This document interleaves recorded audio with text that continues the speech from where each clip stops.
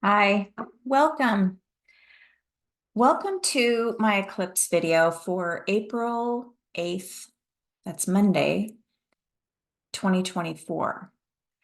We are deep in the eclipse season right now, and we've already had the lunar eclipse. We're getting ready to have the solar eclipse, and we're just going to do a video just on that today. The energy's building up to it. So before we begin, if you could click the bell down below and please subscribe to my channel. And if you do like it at the end, please like this video. I'm writing a book right now, and we'll be periodically asking my audience, so the people on my subscription list, for their help on researching some charts here and there. So I'm already doing a little bit on the nodes. So if that's something that you're interested in, please make sure to tap the subscribe button down below. You can either subscribe on my website or you can subscribe on my Substack. So if you don't know me, my name is Sara Bourland. I'm a professional evolutionary astrologer, and I do a very psychological and humanistic approach thrown in for a bit of mix. And my particular focus is about soul purpose. I love helping clients find the true juice and meat to why they've incarnated. So if that's where you're at, I love kind of helping people understand the natural cycles of things, which can be revealed through the astrology and studying the cycles. There's really a lot we can learn about ourselves through this self-reflective process. You just notice what's in your chart, see how it impacts your life and how it feels, and you'll get a sense of that today as we'll look at the solar eclipse, because I'm going to be looking back at the metonic cycles and see what's come up. Actually, I use myself as an example. And then you can go to your chart and look at that as well. So just looking at our chart has been a tremendous source of healing for myself. And I've been doing this for over 27 years. So this is a really important aspect. It doesn't matter if you believe in astrology or not. It actually works. It can be very informative in terms of giving you a nice reflection on where you're at. So let's just, without further, let's go ahead and dig into this. So I'm going to go ahead and share my screen. Just give me a quick moment.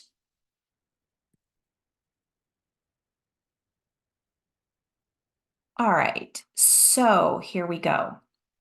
So we have a total solar eclipse on April 8th. And let me just go ahead and advance the slide.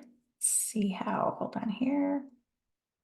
So we have a solar eclipse story. And what I want to do is go ahead and go back over the last week or so and just give you some background, because I know a lot of the people that watch my videos are actually not astrologers or not even, astrology. They're enthusiasts, but that's all it is. So we have a few things that are going. And as we go into this, I'm going to talk a little bit about what eclipses are, number one, and then go into the energies that are building since the last eclipse, the lunar eclipse at the end of March.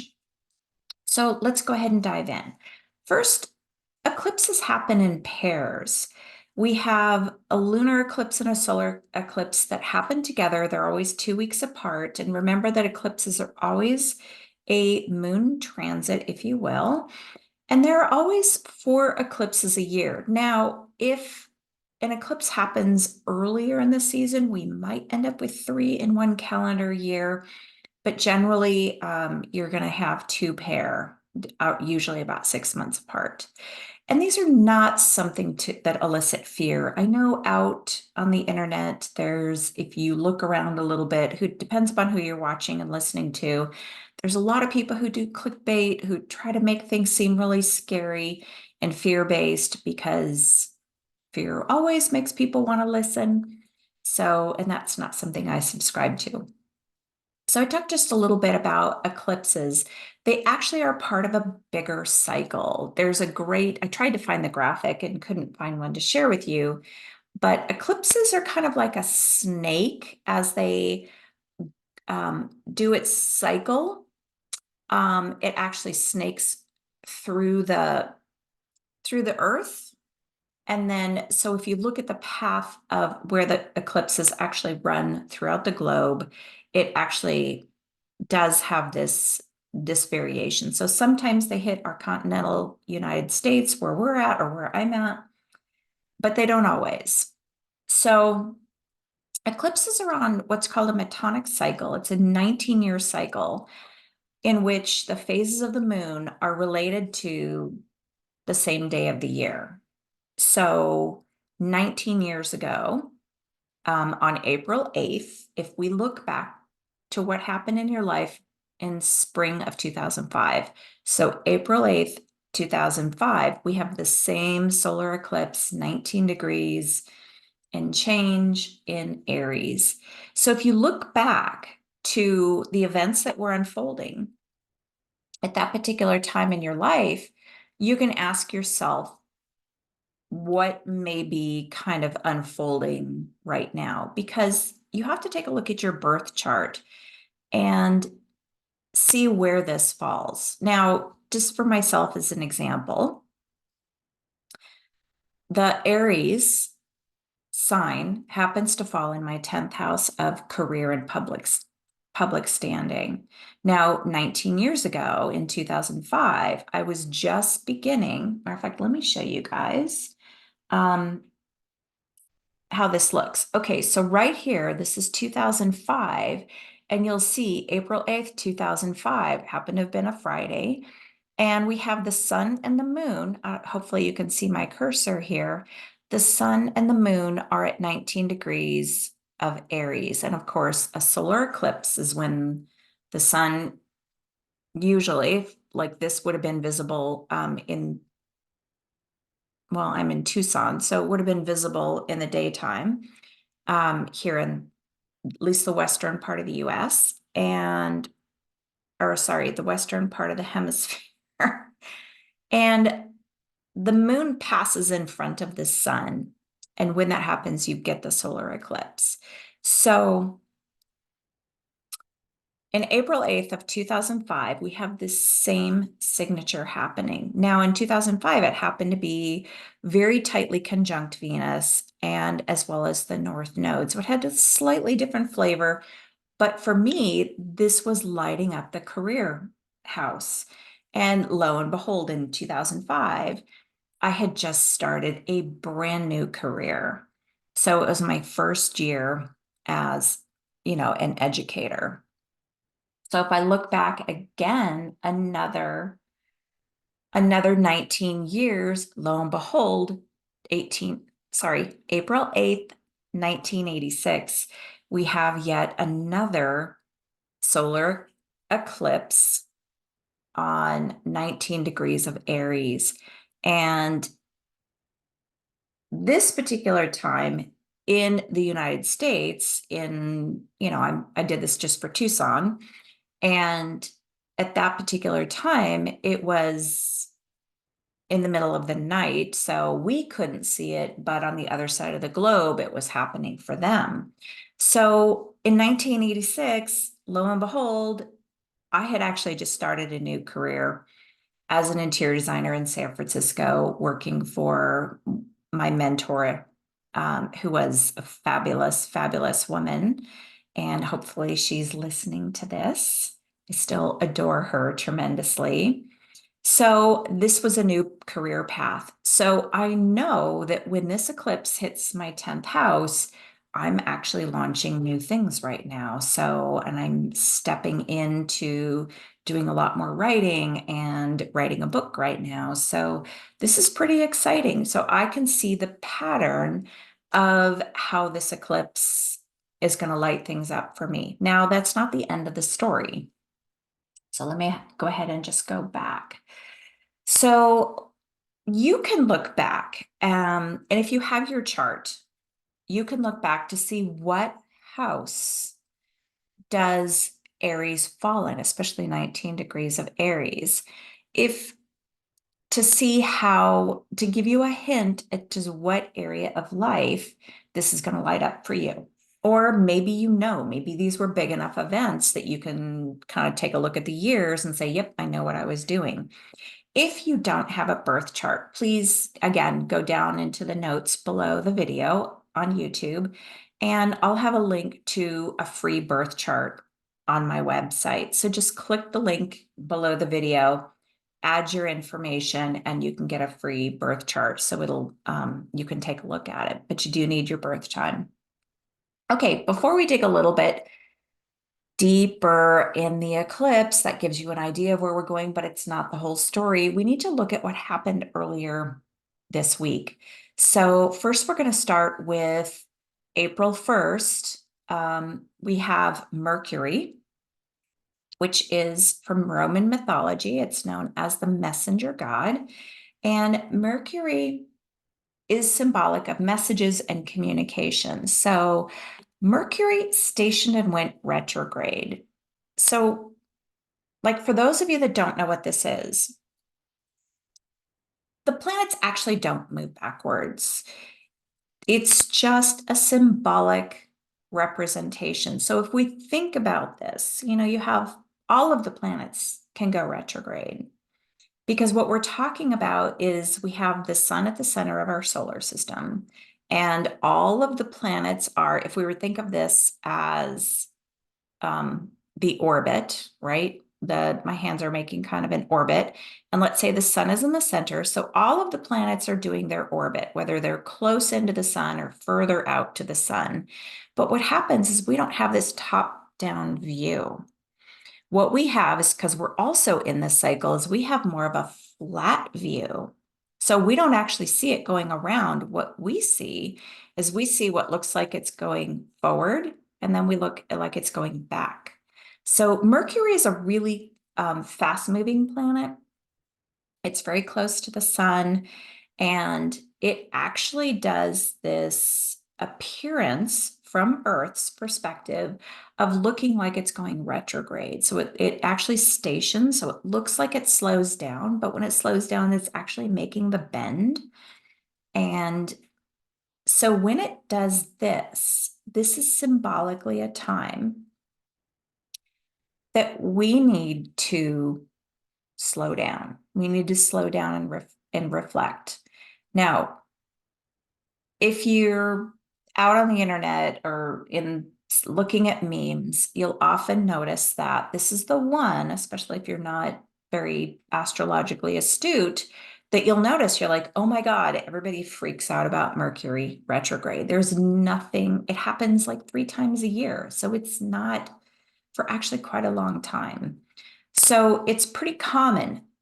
But what it is, and how I really make sense of this is a time when communications, how we speak, how we think, kind of gets a little muddled. So this is a great time to just slow your roll. You've been doing out in the world and making things happen, but this is a signal from the universe that says, you know what? Let's do a quick review before you get too ahead of yourself, before you get too far down your path. Just take a slowdown. So symbolically, this is a great time to reflect, to think about your actions, what you've been doing, to review them, to refine, reconsider, do a double check. The conventional wisdom from other astrologers has been to hold off on big purchases when possible. And now, do this with a modicum of like caution. Like, if you really need something, just do it. But make sure that what you're not doing is these sort of knee-jerk reactions. Make sure that this is things that you're doing that are carefully researched, using the wisdom to do things that make sense for you. If you can hold off, do. I know that in my family, we had a really big financial decision to make in December. And I was kind of dragging my feet because we were moving into the shadow period and we were getting ready to go Mercury retrograde. And I wasn't really ready to make this decision. Well, lo and behold, what happened is that things came to light during this additional research and reflection time. And I'm really glad that I kind of used this Mercury time period to do lots of double check. So this is a great thing to do. So don't fear Mercury retrograde. It comes up a lot, but know that this is a time just to be super reflective. So this is building the story. Be reflective.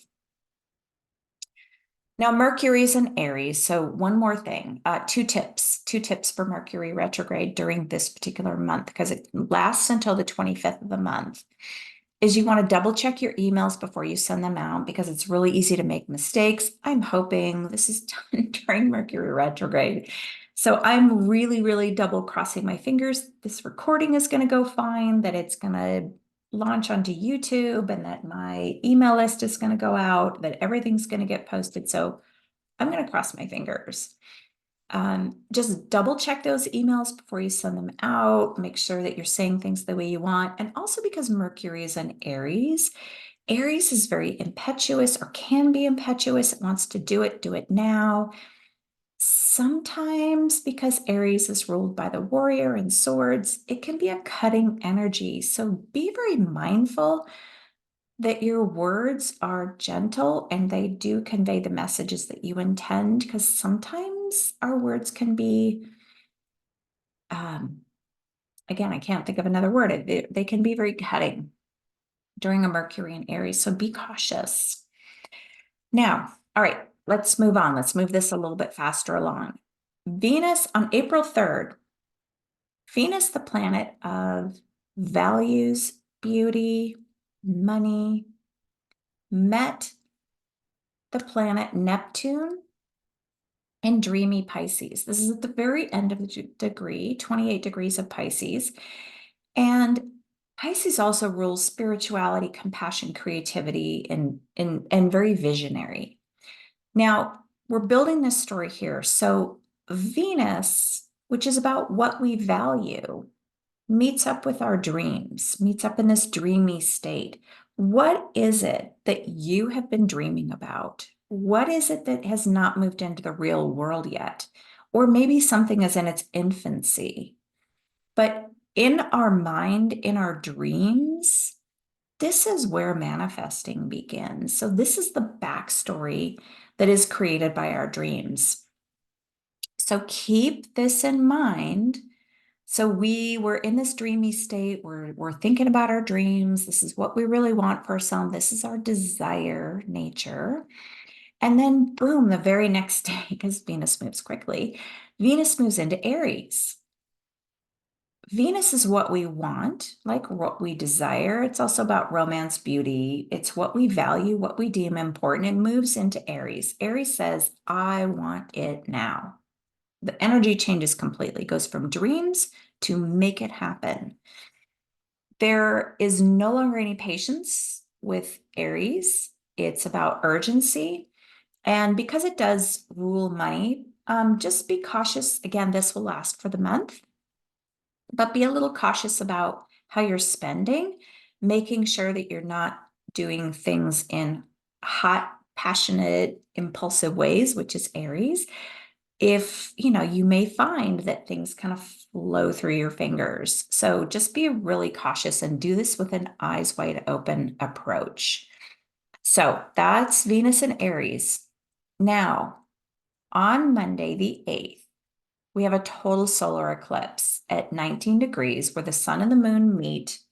Chiron is actually at the exact degree, 19 degrees, and we have the North Node in Aries also at 15 degrees. So this pileup of planets is happening for the solar eclipse. So this is huge news. This is probably the biggest month for big astrological events is here in April. So let me break down what a solar eclipse is. Number one, you want to make sure to pay attention for whatever is coming up for you. And it's not just on Monday. This actually lasts and will unfold over a 6-month period of time. That's why it's such a big deal. And there are so many planets, it's really going to be hard for you to miss. So let me break this down. So first off, we have the energy of the sun, which is your sense of self, your sense of vitality. And it's now in Aries. So it has that Aries flavor. And the moon passes in front. So we get a temporary blockage of light, right? The moon stands in front. Now, the moon is symbolic of your emotional self, your feelings. The moon represents what we need. And again, we're talking about our natal chart, but it's also now with a flavor of Aries, but what you need to feel safe and secure. So, yes, you have your moon sign, but then now we're being layered in with kind of the flavor and the energy of today.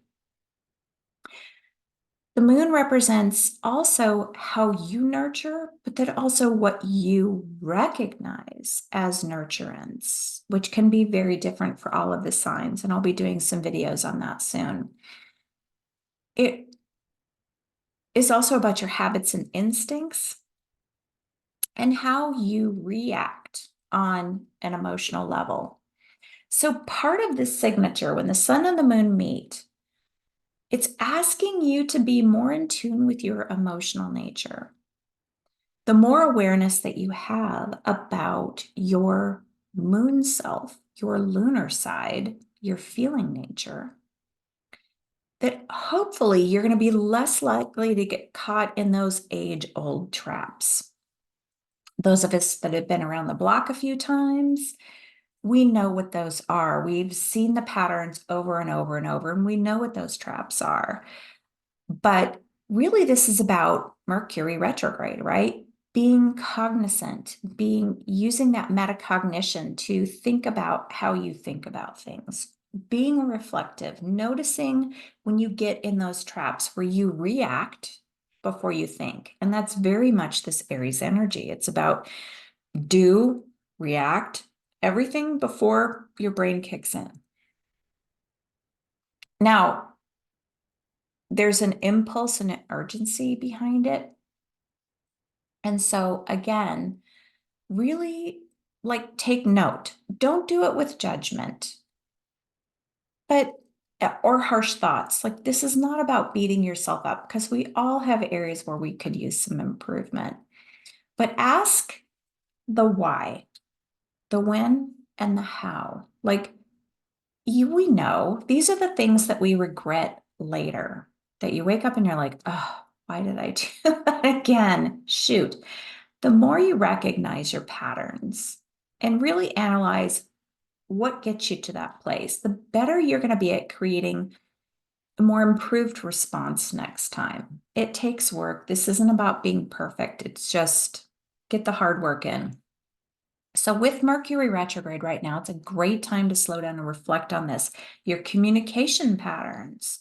And often this is when it happens, and it usually happens with partners, right? So Aries and Libra are a pair of bookends, right? So Libra is the relationship planet, and Aries is the like me. And so it's balancing those two pieces. And with our partners, of course, there's always the great growth opportunities because if you're in a committed relationship, you have those times where you're just bumping up against each other and showing each other where we need to grow. I'll just leave it at that. Sometimes harder than others.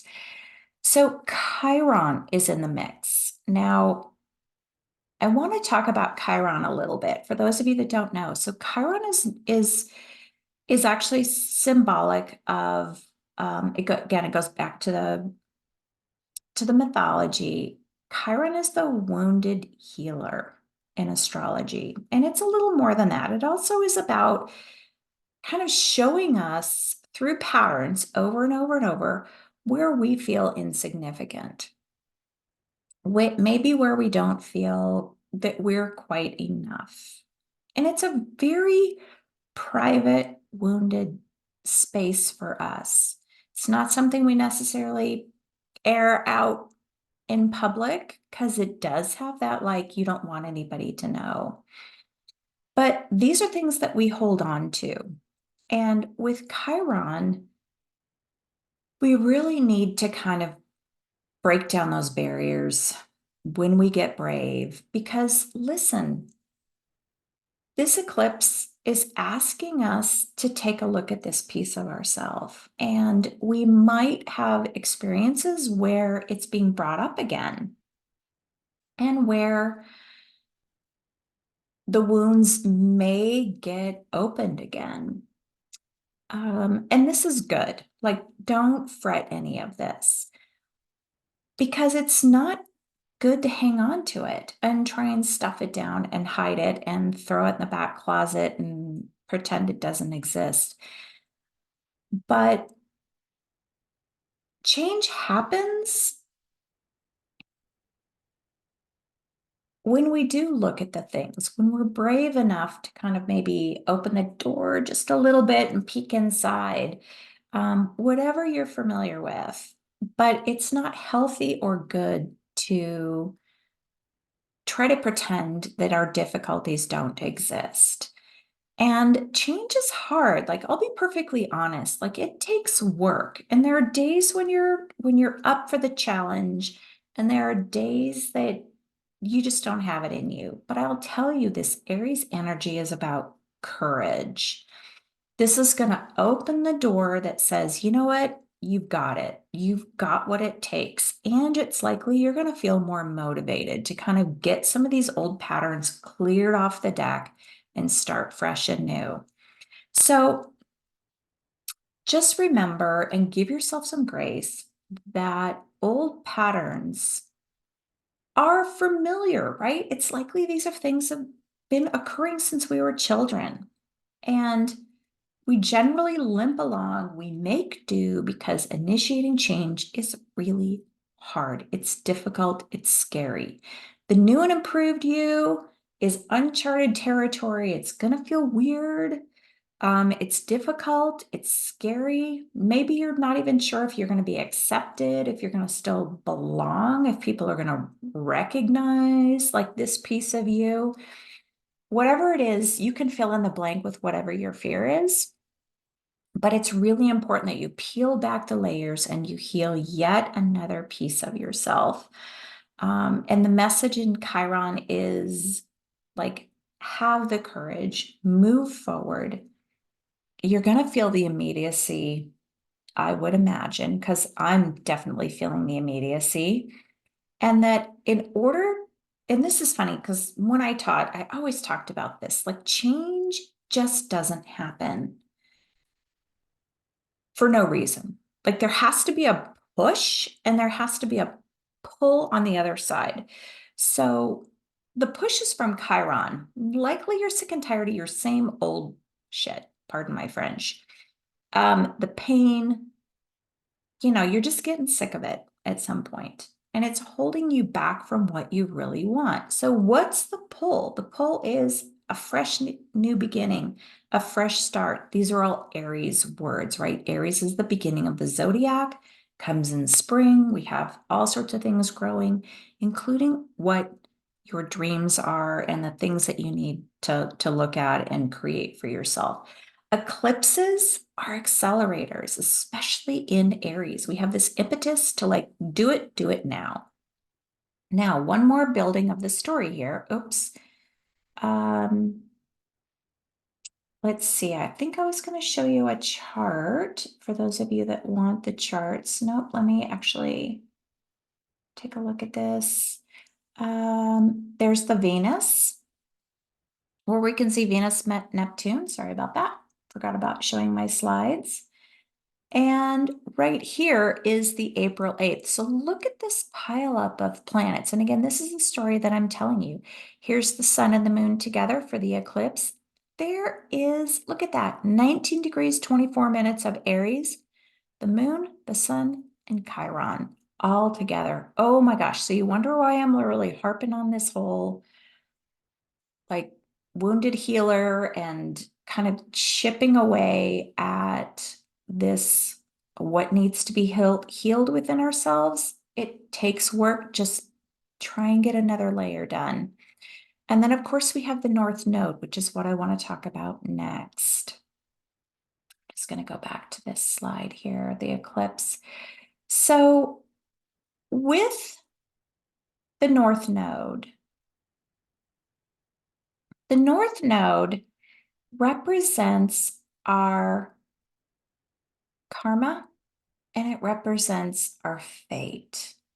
So, and North Nodes often are along with the eclipses. So,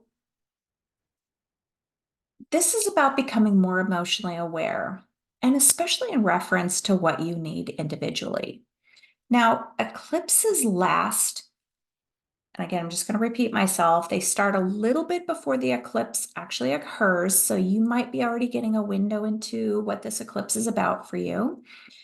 It lasts for about 6 months. Everyone will be feeling this.